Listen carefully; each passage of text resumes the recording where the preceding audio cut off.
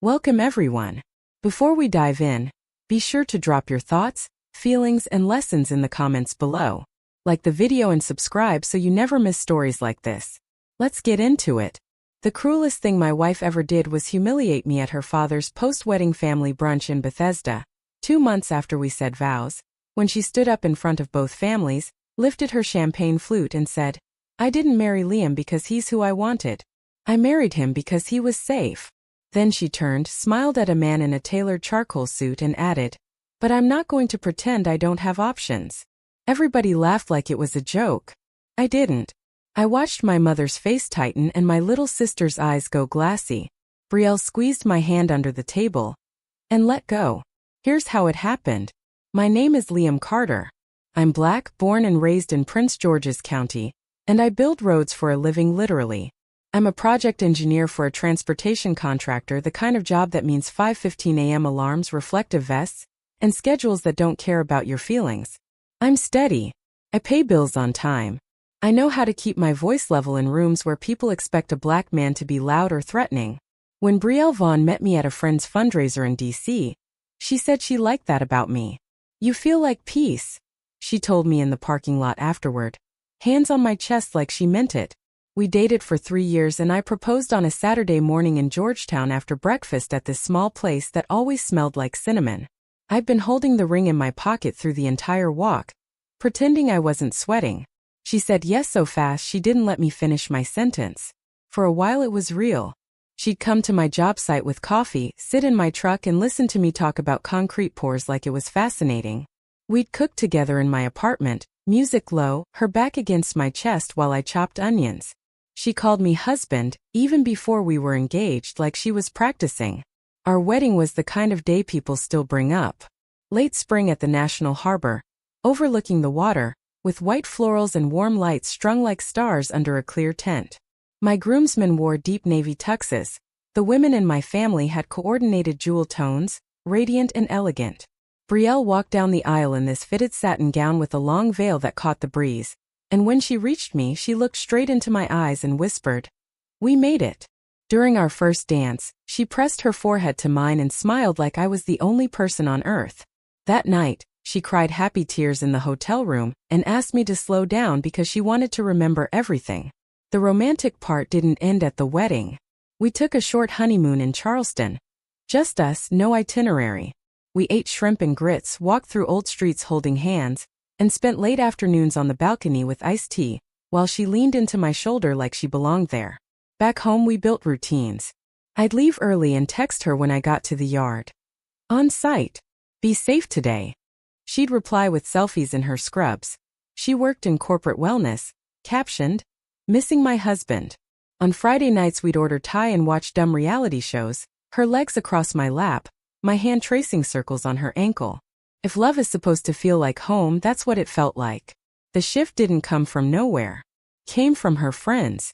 Brielle had this tight group from college, Kyra, Monique, and Dre, women who always spoke like they were on a podcast, always measuring people's worth in access and status. After the wedding, the girls' nights turned into long brunches where my name got shortened to Lee like I was a mascot. Brielle would come home glossy and irritated, smelling like mimosas, and say things like, "Kyra thinks marriage doesn't have to be so traditional." Or, "Monique says real men don't get possessive." I'd laugh it off at first. I had a job and a mortgage and responsibilities. I wasn't trying to fight with invisible people at a brunch table. Then one week, Brielle started changing little rules. She used to leave her phone face up on the counter. Now it lived face down even when she was showering. She used to call me on her lunch break. Now she'd text, "Busy." She started working later, going to networking mixers downtown, and coming home energized in a way that didn't match exhaustion. She also got strangely sharp about my time, asking where I was when I'd be home, why my location showed I stopped somewhere. "I just like knowing," she said sweetly while her eyes stayed cold. I realized she wasn't asking out of care. She was auditing me. The night she said it out loud, we were sitting on our couch in Arlington with takeout containers between us. She didn't even look at the TV. She looked at me like she was negotiating. "I need more freedom," she said. "Not because you're doing anything wrong, but because I'm young, Liam. I have options." I paused the show and asked her what freedom meant. She shrugged. Open. Like open marriage. We can still love each other. It's just realistic. She said realistic the way people say inevitable. When I told her I wasn't built for that, she smiled like I proved her point. See? You're being insecure. I didn't yell. I didn't beg. I asked one question. Is there someone else? She rolled her eyes and stood up to rinse her hands like the conversation was messy. Why do you always make it about another person? She said. This is about me evolving. That night, while she slept, I opened the folder where we kept our wedding paperwork. Before we married, Brielle insisted on a prenup to keep things clean. And I agreed because I wasn't marrying her for money. The prenup had a clause about infidelity and misrepresentation. Basic, clear language, and a requirement that any changes to marital boundaries had to be written and signed by both parties. I read it twice slowly like I was back in school. Over the next 2 weeks, I watched my own life like I was reviewing someone else's project. I started taking screenshots of anything that mattered. Calendar invites labeled Mixer, Uber receipts at weird times, texts that didn't match her story. I didn't hack anything. I didn't go through her phone behind her back. I just paid attention. When someone wants to lie, they get careless with details. One afternoon she said she was at a wellness conference at the Gaylord. Her location showed a boutique hotel in D.C. When I asked how it went, she answered too fast. Amazing, so much growth. And her smile didn't reach her eyes. Facts are stubborn. Collected them. The proof dropped into my lap on a Wednesday the same way accidents do.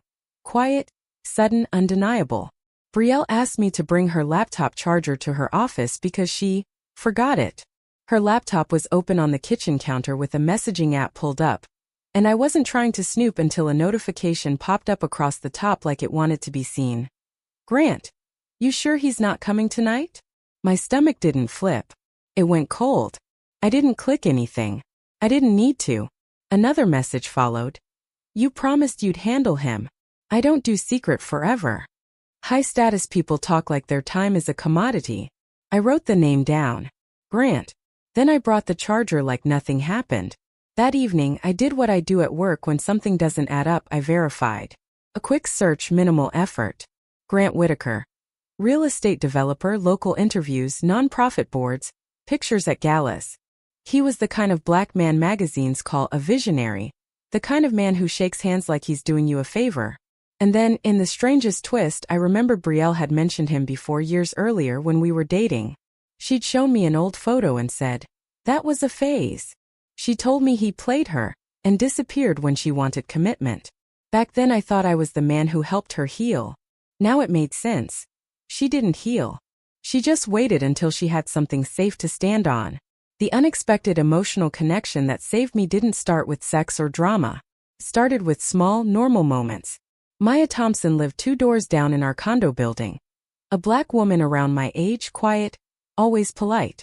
She worked in HR for a hospital system and kept her life simple. Gym bag, key fob, coffee tumbler, the same calm eyes every morning in the elevator. Around the time Brielle started staying out late, Maya started running into me more. Because I was awake, pacing, sitting in my car after work before going inside. One night she saw me struggling with groceries and said, you look like you're carrying more than bags. I laughed without humor and she didn't push.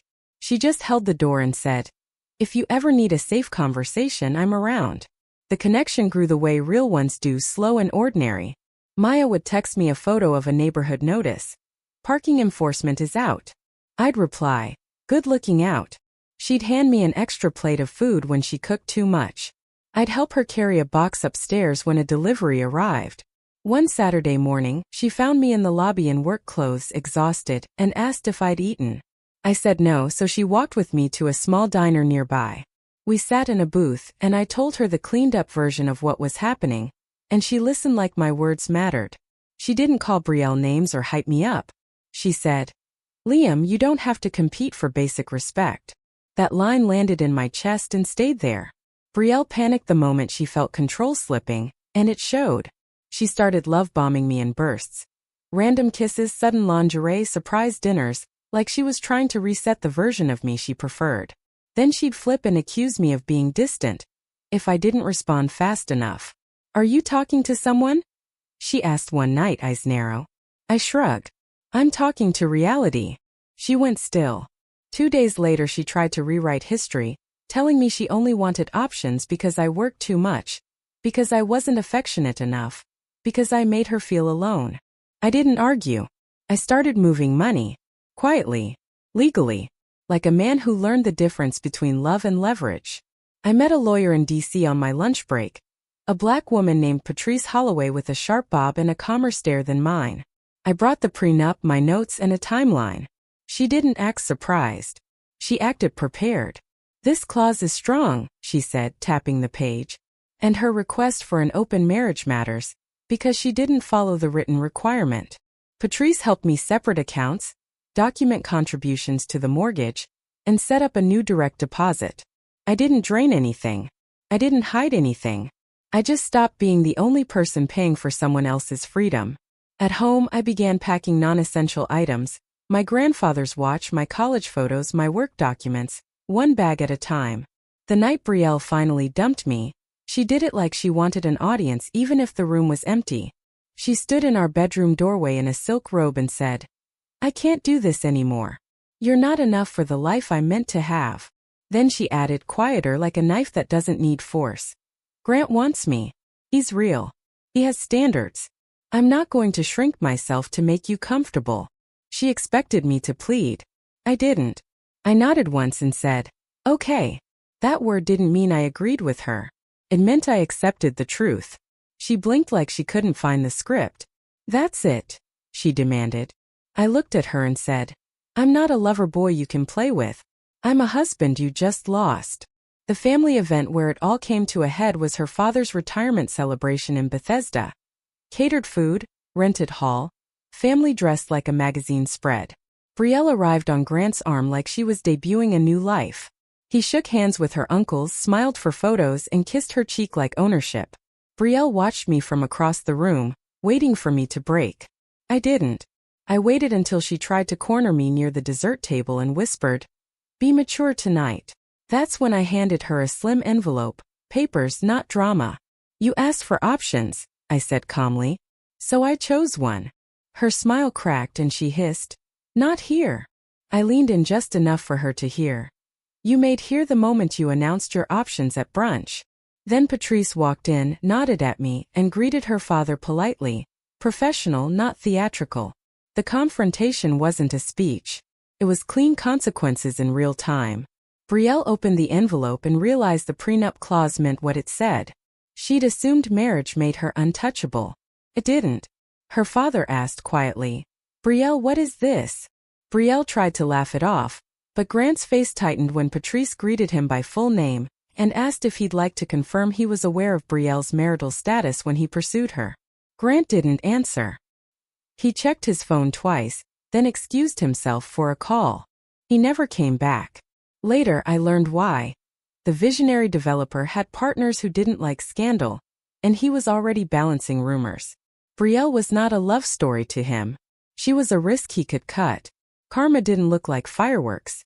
It looked like Brielle standing alone in our building's lobby 2 weeks later, mascara clean but eyes frantic, asking the front desk if my new address was on file. It looked like her friends going quiet when her upgrade vanished. It looked like her calling me, then texting, then calling again, then realizing I wasn't picking up because I didn't know her closure on demand. I moved into a smaller place in Alexandria, changed my routines, and took my peace seriously. Gym before work, meal prep on Sundays, early nights. Maya and I didn't rush anything. We built it the same way I build roads, measured, honest, solid. Some evenings we sit on my balcony with tea and talk about nothing important, and for the first time in a long time nothing feels like a test. If you love stories that make you gasp, laugh, and whisper "no way," in the same minute hit subscribe because the next one is even worse.